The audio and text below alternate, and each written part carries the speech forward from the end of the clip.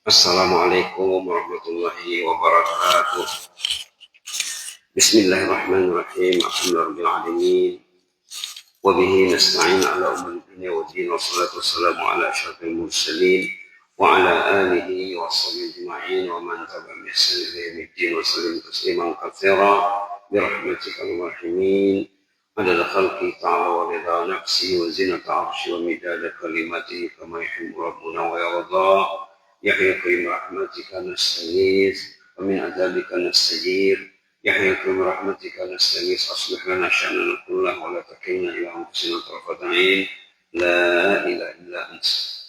Alhamdulillah, jemaah pilihan Allah, kekasih Allah yang telah ringan langkahnya di pagi yang mulia ini untuk memenuhi panggilan azan, memenuhi panggilan ilahi.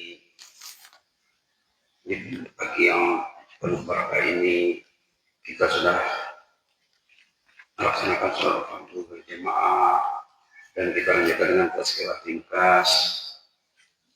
Hari ini akan dikaitkan dengan Hari Santri Nasional 22 Oktober, Hari Santri Nasional, mengenang jasa perjuangan dan mencontohi usaha yang dilakukan oleh santri di awal kemerdekaan setelah Indonesia diproklamasikan.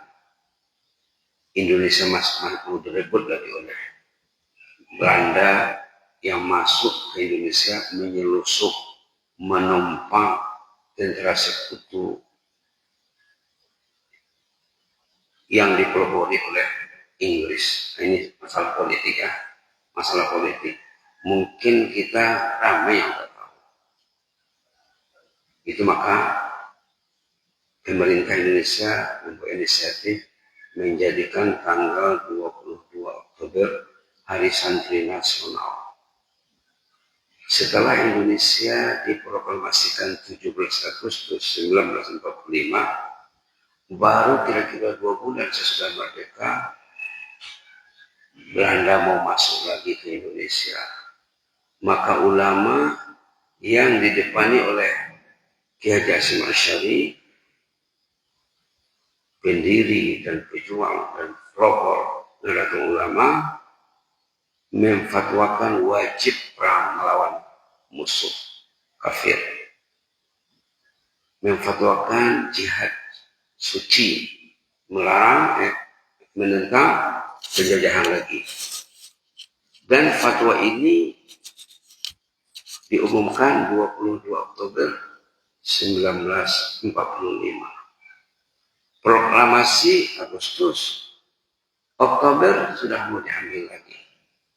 Setelah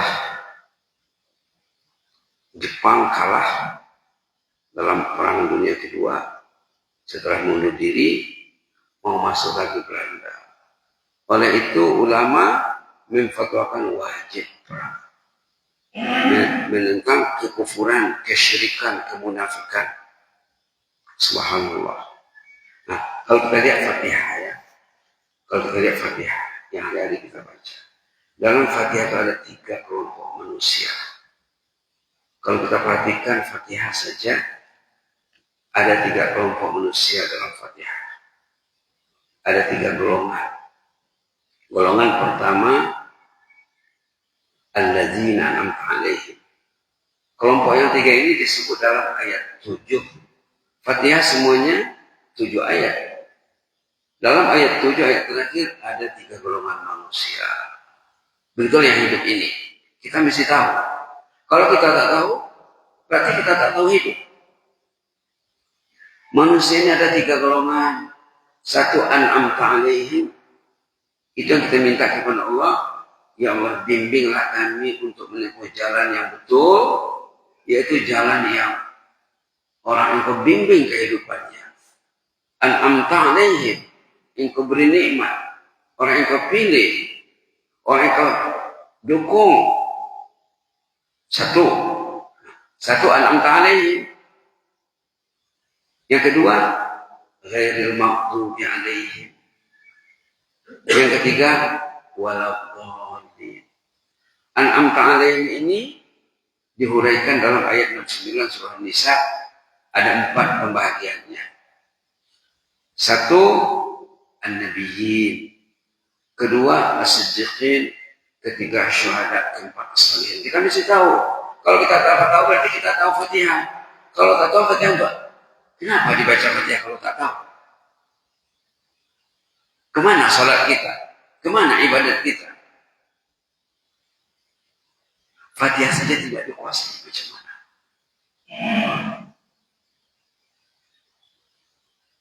Golongan pertama yang disanjung dalam Quran, yang kita minta kepada Allah agar kita tergolong di dalamnya, alladzina an'amta alaihim.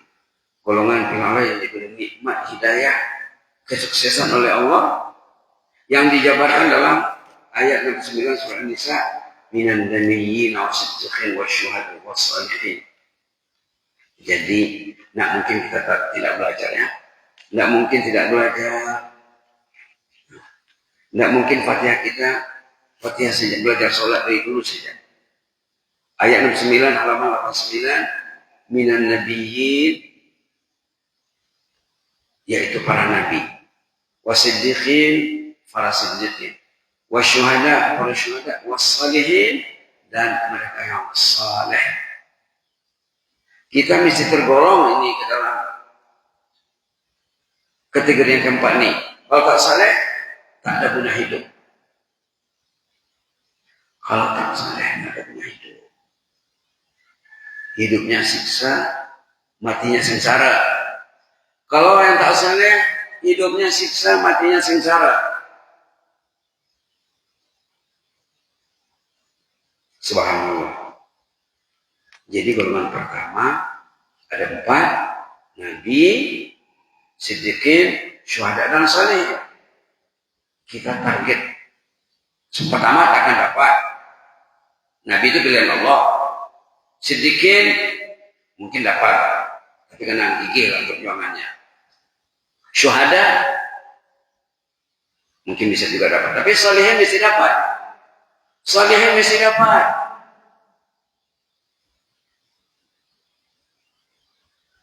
Maka dalam Quran banyak ayat dan doa tentang salihin.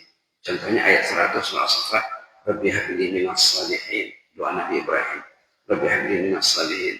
Ada juga doa Nabi Yusuf, wa alhiqni bis salihin. Ya Allah, aku ingin tergabung dalam golongan yang saleh. Doa Nabi Yusuf. Doa Nabi Yusuf ditunjuk di hujung surah, wa alhiqni bis salihin. Ayat 101.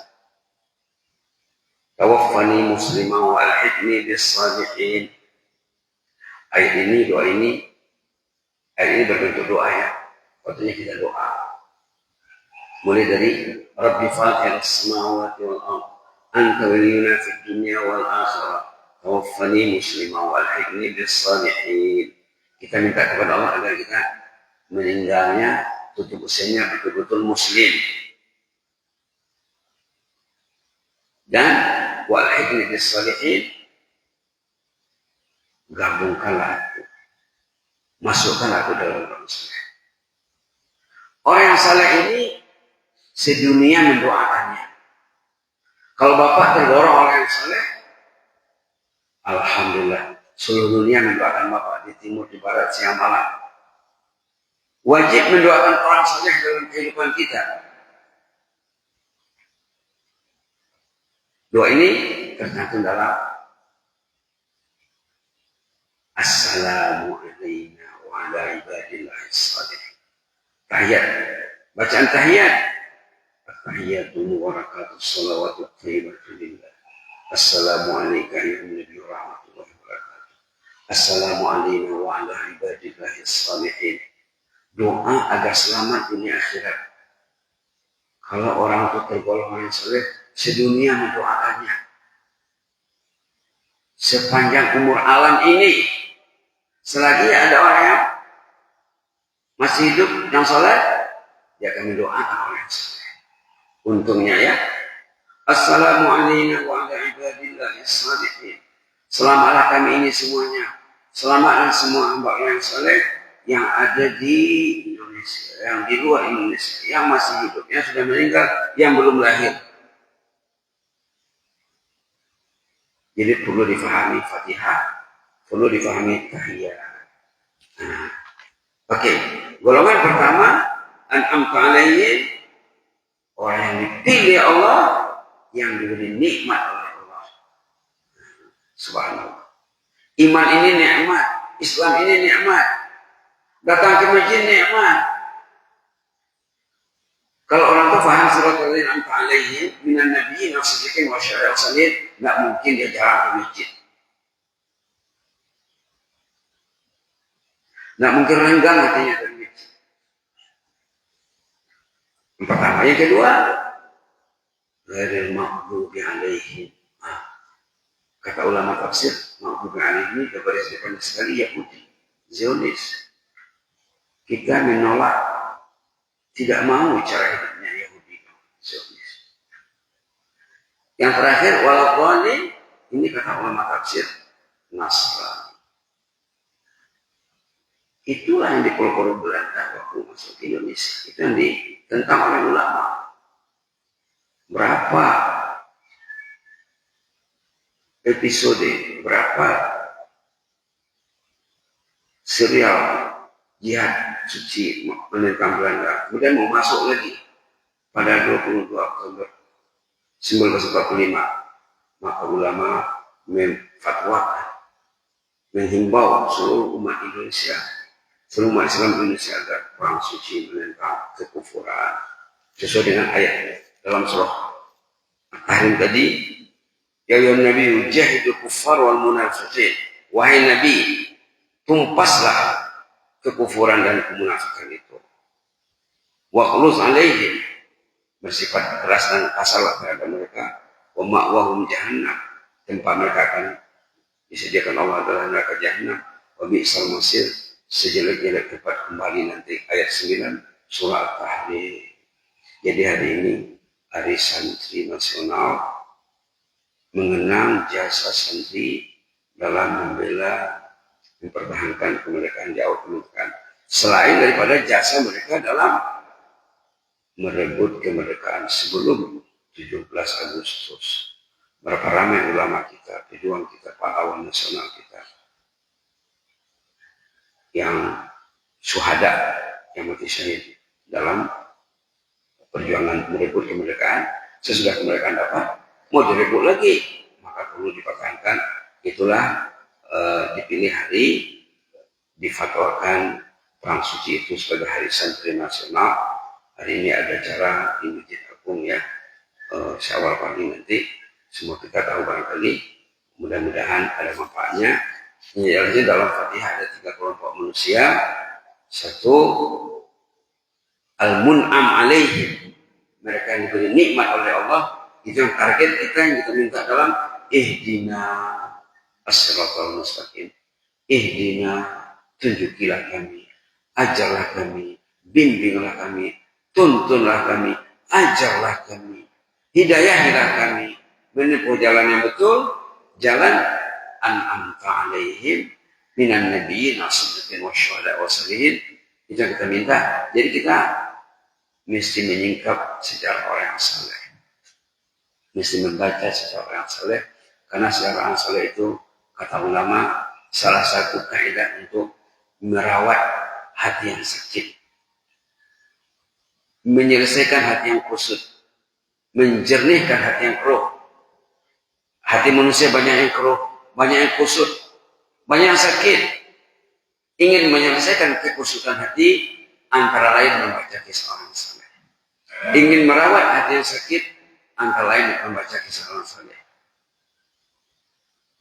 Ingin mengetahui masalah hati, manusia itu kalau hatinya baik, hidupnya akan baik. Kalau hatinya bermasalah, hidupnya akan bermasalah. Hadis yang selalu kita dengar, ala inna fil jasadi mudghah. Dalam badan manusia ada segumpal daging. Kalau daging segumpal itu baik, baiklah semuanya. Dan di awal Baqarah, tengok di sini ayat 10, fi qulubihim marad. dalam hati mereka penyakit. Ini masalah kedua. Masalah pertama tadi kekufuran orang kafir. Masalah kedua munafik. Munafik zaman Nabi orang pura-pura Islam. Munafik zaman sekarang nyamar saja Islam, tapi Islam tidak diamalkan. Maka ulama bagi munafik kepada dua, nifak i'tiqadi wa nifak amali. Nifak dalam segi kepercayaan seperti Sunokronye.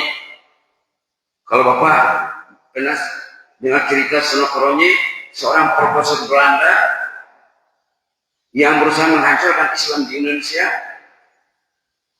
yang pura-pura masuk Islam, yang menukar namanya dengan Abdul Ghafur, pergi ke Mekah, belajar di Mekah, jadi syekh, ahli nahu, ahli sorok, ahli tafsir, ahli tauhid, ahli tasawuf, ahli dalam ilmu Islam, Islamologi, tetapi munafik. Mula-mula orang tidak tahu yang dia itu munafik. Profesor Belanda, profesor yang terkenal, kalau bicara tentang orientalisme, dia termasuk imam orientalis. Dibuang dengan jahat di Belanda. Mengaut khazanah ilmuwan di Indonesia. Di antara ulama tersohor yang sezaman dengan Sunokronye, Syekh Ahmad Khatib Al-Minangkabawi.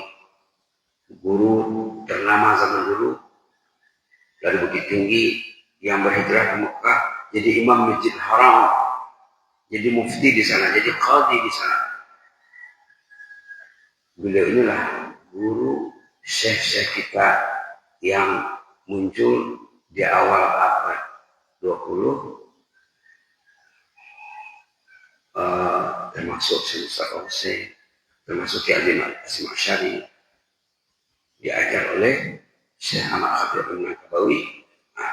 Sunokronye mengangkut khazanah ilmuannya.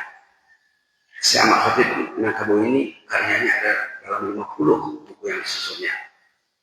Pernah saya berkunjung ke rumah keluarganya di Bukit Tinggi yang sudah dijadikan pusat tahfidz Al-Quran. Mereka kasih sama saya karya-karya Ahmad Khatib Minangkabawi. Di sana ada stempel Kristen Sunokronye. Mereka minta dari Uni Stille dan Belanda. Mereka mengemis ke Belanda meminta karya kakek mereka yang dirampas dan diculik oleh Sunokronye. Ini perlu tahu juga Pak ya, bahwa kejahatan kekufuran itu memang sangat jahat. Maka kita disuruh menentangnya sehabis-habisnya. Itu maka difatwakan oleh ulama di awal kemerdekaan wajib menentang kemasukan Belanda lagi. Maka hari itu dia juga menjadi hari santri. Mudah-mudahan kita diberkati Allah, kita terjalin hubungan dengan syekh-syekh kita, kiai-kiai kita yang sudah mendahului kita, yang telah merintis perjuangan kita sekarang. Memiliki aslinya saya lagi Pak ya, kita bisa mengenal mereka. Mudah-mudahan mereka diberkati Allah dan kita juga seiring sejalan dengan mereka. Jazakumullah khairan wa barakallahu fikum. Inni hukum fillah. Wassalamualaikum warahmatullahi wabarakatuh.